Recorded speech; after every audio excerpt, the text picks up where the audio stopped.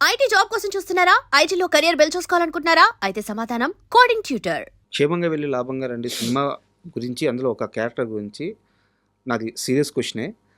అంటే మీరు మీ ఎక్స్పీరియన్స్ మొత్తం చెప్పాలి ఆ క్యారెక్టర్ గురించి. ఇలా ముగ్గురు జాబ్స్ పోయిన తర్వాత బెంగళూరులో నాకు ఒక రిచ్ ఫ్రెండ్ ఉన్నారని చెప్పి ఒక ఫ్రెండ్ దగ్గరికి పోతాడు.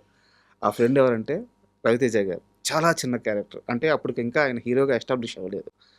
అంత చిన్న క్యారెక్టర్ చేసిన రవితేజ గారు తర్వాత కాలంలో ఇప్పుడు మాస్ మహారాజా అయిపోయారు. సో ఆ టైంలో ఎలా ఉండేవారు ఆయన? అసలు జోయిల్గా ఇప్పుడు ఎలా ఉంటున్నాడు స్క్రీన్ మీద అయినా ఆయన రియల్ లైఫ్ కూడా అదేనండి. సార్ అసలు ఈగోగా ఉండటం కానీ, లేకపోతే మాట్లాడకుండా స్టైలిష్గా ఉండటం అదేమి లేదండి. అది ఇప్పుడు కూడా అప్పుడు ఎలా ఉన్నాడు ఆయన, ఇప్పుడు అలా ఉన్నాడు సార్. అంటే చాలా జోయిల్గా ఉంటాడు సార్ మనిషి. సెట్లోకి వస్తానే అలా భుజం మీద చేసే అలా ఉంటాడు. ఇప్పటికీ అప్పుడు ఎలా ఉన్నాడు, ఇప్పుడు ఎలా ఉన్నాడు. ప్లస్ ఆ క్యారెక్టర్ ఆయనకి చాలా ప్లస్ అయింది. ఎందుకు ప్లస్ అయిందంటే సార్, సమాజంలో 70% వాళ్ళే ఉన్నారు. అవతల వాళ్ళని మోసం చేసి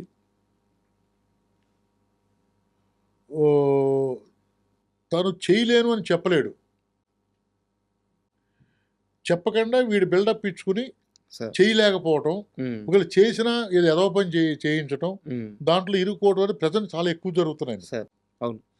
అంటే 25 సంవత్సరాల క్రితం అటువంటి ఇప్పుడు ప్రతిరోజు జీవితంలో చూస్తున్న క్యారెక్టరు అప్పుడే మనం రావటం వల్ల ఆ క్యారెక్టర్కి అంత చాలా ఇంపార్టెంట్ క్యారెక్టర్ అండి. మీరు అన్నట్టుగా దాంట్లో ఫన్నే కాదు, దాంట్లో చాలా మెసేజ్ కూడా ఉంది, నిజాయితీ ఉంది. దాంట్లో ఫ్రెండ్స్ కోసం వాడు ఏం చేశాడు, వాడు జీవితం బ్యాడే, కానీ బ్యాడ్ అని చెప్పుకోడు కదా, క్యారెక్టర్ బ్యాడ్ అని చెప్పుకోడు కదా.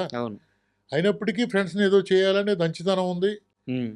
ఫ్రెండ్స్ చెప్తే మళ్ళీ వాళ్ళు చేయరేమో, చేయకపోతే వాళ్ళ ఫ్యామిలీలు బాగోమో మంచితనం ఉంది. ఇలాగా దాంట్లో కూడా ఇంపార్టెంట్ క్యారెక్టర్ కాబట్టి ఆ క్యారెక్టర్ని బాగా రిసీవ్ చేసుకున్నారు. అంటే ఎందుకు అంత పర్టికులర్గా అడిగానంటే, నిన్న ఈ ఇంటర్వ్యూ కోసం మళ్ళీ నేను ఒకసారి సినిమా చూస్తున్నాను. నా కొడుకు నా కొడుకు గుర్తుపట్టాడు, ఈయన అంత పెద్ద హీరో కదా. అంటే వాడికి ఆ వెనక జర్నీ అంతా తెలియదు, చిన్న వయసు. ఈయన అంత పెద్ద హీరో కదా, ఈయనేంది పోలీసులు కొడుతున్నారు, కాలుతో కొడుతున్నారు రవితేజ గారిని, చాలా పెద్ద హీరో కదా అని చెప్పి అడుగుతున్నాడు వాడు. అడిగినప్పుడు నాకు నిజంగా అనిపించింది, ఎక్కడ చిన్న చిన్న క్యారెక్టర్లు, ఎక్కడ మాస్ సినిమాలు, ఎక్కడ మాస్ మహారాజా. అవునండి, కానీ ఇది వెరీ గుడ్ పర్సన్ అండి. ఆయన మాత్రం చాలా ఇప్పటికీ చాలా గౌరవంగా ఉంటాడు, జోయల్గా ఉంటాడు. సెట్లో చాలా జోయల్గా ఉంటాడు ఆయన సార్. అండ్ కోవై సరళ గారిది అండ్ బ్రహ్మానందం గారిది ఫైట్ మొత్తం ఒకే సింగిల్ షాట్లో ఉంటుంది. అవునండి, బయట అంతా సింగిల్ షాట్ ఉంటుంది, లోపల సింగిల్ షాట్, మళ్ళీ బయటకు వచ్చిందా సింగిల్ షాట్ ఉంటుంది. అవును.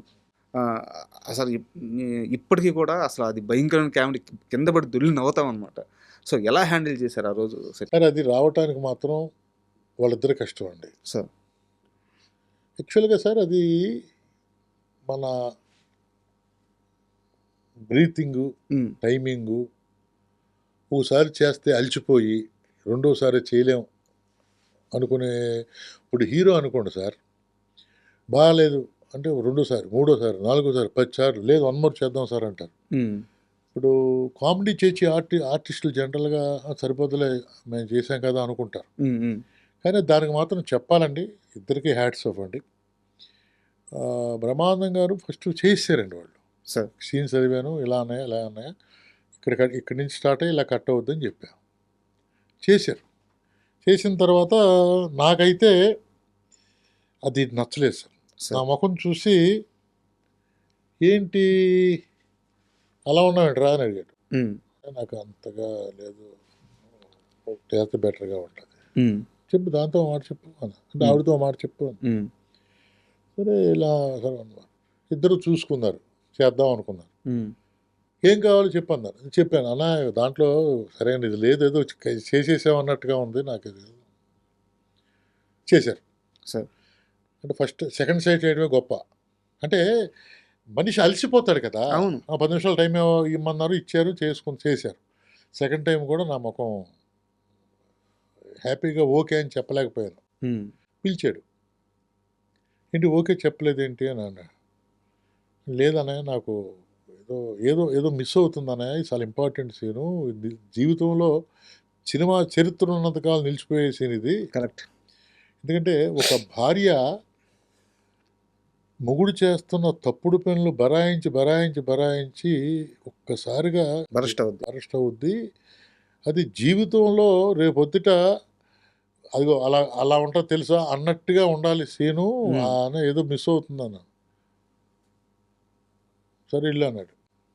వాళ్ళిద్దరు ఏం మాట్లాడుకున్నారో తెలియదు. మోహన్ గారు ఏంటన్నారు. ఒక 1 మోర్ చేద్దాం. చేయాలి 1 మోర్ చేయాలి అన్నారు ఆయన. అంటే రా అంటే వెళ్ళా. ఒకసారి చేసి చూపించరా. అంటే మీ మైండ్లో ఏముందో? పనిప్రసాద్ అని చెప్పి ఆయన లేడు, ఇప్పుడు కాలం చేశాను. నాకు బెస్ట్ ఫ్రెండ్ అండి. స్టేజ్ మీద మీ ఇద్దరం కో ఆర్టిస్టులు. సార్ అతను మనిషిని చూడటాకే నడక అది కామెడీ టింజ్లో ఉంటాడు అతను. మేమిద్దరం కలిపి నేను బ్రహ్మానందం, తన కోవేశ్వర్ల చేసి చూపించాను. ఓకే. చేసి చూపిస్తే ఓకే అన్నారు. వాళ్ళిద్దరు 10 నిమిషాలు టైం ఏమన్నారు, ఏదో మాట్లాడుకున్నారు, అలా తిరిగారు, పైకి వెళ్ళారు, అలా చేశారు, అలా చేశారు.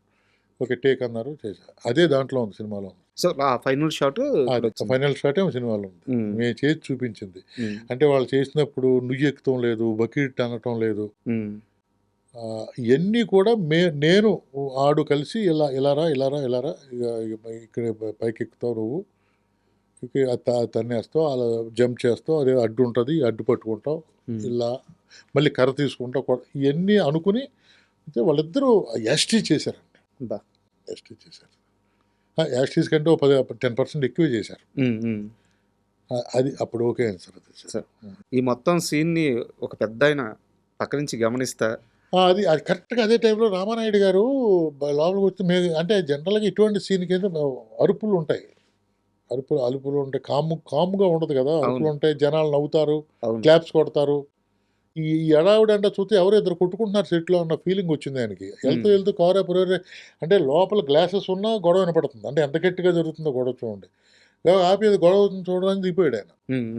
దిగి చూస్తే ఏంటి అని ముందుకు వస్తే సార్ రిహార్సల్ చేసి చూపిస్తున్నాడు రాజేంద్ర రెడ్డి గారు. ఆయన స్టూడియోలోనే సెట్ చేశారు. అయ్యే వరకు ఉండి ఆయన వచ్చి నన్ను ఆశీర్వదించి వెళ్ళాడు. నెక్స్ట్ నా సినిమా చేద్దిగానే సినిమా సురేష్లో సినిమా చేద్దిగానే అని అన్నారన్నమాట. అది ఒక మెమరీ అండి. సురేష్ ప్రొడక్షన్స్లో వర్క్ చేసిన చాలామంది డైరెక్టర్స్ని నేను ఈ మధ్య ఇంటర్వ్యూ చేశాను.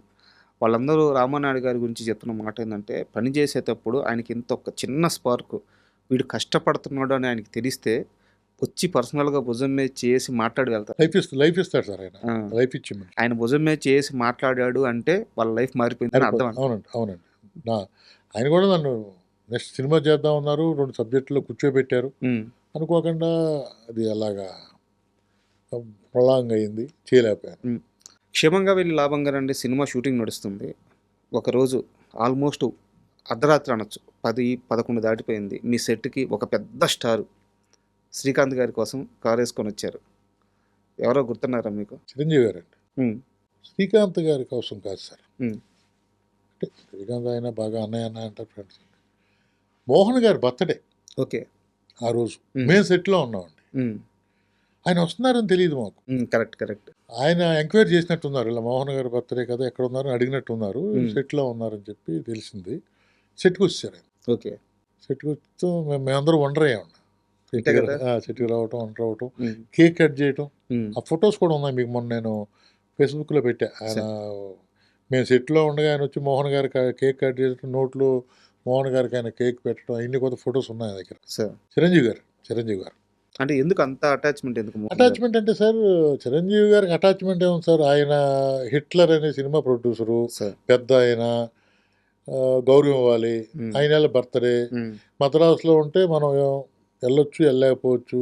ఇక్కడ హైదరాబాద్లోనే ఉన్నారు, ఏముంది వెళ్ళి 10 నిమిషాలు కనిపించొద్దాం అనే ఆయనలో ఉన్నట్టు మంచితనం. బయట చాలా మంది చిరంజీవి గారు సినిమా చేసిన తర్వాత డైరెక్టర్స్ని పట్టించుకోరు, అది ఇది అని చెప్పి ఒక నెగిటివ్ టాక్ స్ప్రెడ్ చేస్తారు. బ్యాడ్ అండి, ఎందుకు పట్టించుకోరండి హీరోస్? మీరు హీరో, నేను సినిమా చేశాను అంటే, సినిమా చేసిన రాపోర్ట్ సినిమా లేనప్పుడు ఉండదు కదండి. మీ పనిలో మీరు ఉంటారు, నా పనిలో నేను ఉంటాను. మళ్ళీ కనిపిస్తే మాట్లాడతారుగా. అంటే ప్రతిరోజు పిలిచి భుజం మీద చేసి కాఫీ ఇవ్వాలా ఏంటి హీరో? నెగిటివ్గా అలాగే చెప్పుకుంటూ ఉంటారు సార్. సంజీవ్ గారు డైరెక్టర్ చూడరు, ఫోటో అంతా రాంగ్ అండి, రాంగ్ న్యూస్. ఎవరో బతాకాని ఏం పని లేకుండా భోంచేసి అరిగే వరకు చెప్పుకునే కౌరులు తప్పండి. చిరంజీవి గారి డైరెక్టర్ని చూడు, ఎప్పుడు అసలు చూడు, అసలు హీరో అన్నవాడు అసలు వాళ్ళు ఉండరు. అసలు చిరంజీవి గారు అటువంటి మనిషే కాదు. ఎవరైనా ఉంటే ఉన్నారేమో, కానీ చిరంజీవి గారు అటువంటి మనిషే కాదు. ఆయన ఉంటా ఈ స్థాయి, ఆయన స్థాయి ఏంటండి ఈ రోజుని. చిరంజీవి గారి గురించి పేరు తలుచుకుంటా కూడా అర్హత ఉండే మనిషి అయ్యాడు ఆయన. సార్ కొన్ని లక్షల మంది, కోట్ల మంది ఆయన కోట్ల followers. అంటే చిరంజీవి గారిని ఒక మాట అన్నా తలుచుకున్నా నీకు అర్హత కావాలి. సార్ ఆ స్టేజ్లో ఉన్న ఆయన్ని గిట్టించుకోరు అంటే ఇదంతా ట్రాష్ అండి. ఆ మాటలు పట్టించుకోకూడదు, అనవసరం. And for more videos, Please subscribe to iDream. Please subscribe to iDream. Please subscribe iDream. And please subscribe to iDream. For more videos, subscribe to iDream. please like, share, and subscribe to the channel. Congratulations, iDream. Subscribe to iDream. Subscribe to iDream. So subscribe to iDream Media. iDream ki iDream team andarki huge congratulations. Please subscribe iDream Media. Please subscribe to iDream. Subscribe iDream. Please subscribe to iDream. iDream అంటే నా కళల channel subscribe చేసుకున్న నోరు తిరుగుతలేదు, మీరైతే గంట గుర్తు కొట్టండి. For more such videos, please subscribe to iDream. Subscribe to iDream. Please subscribe to iDream. Please subscribe iDream Media. Please do subscribe to iDream. Please subscribe to iDream Media. For best entertainment and information, please subscribe iDream. And don't forget to subscribe to iDream.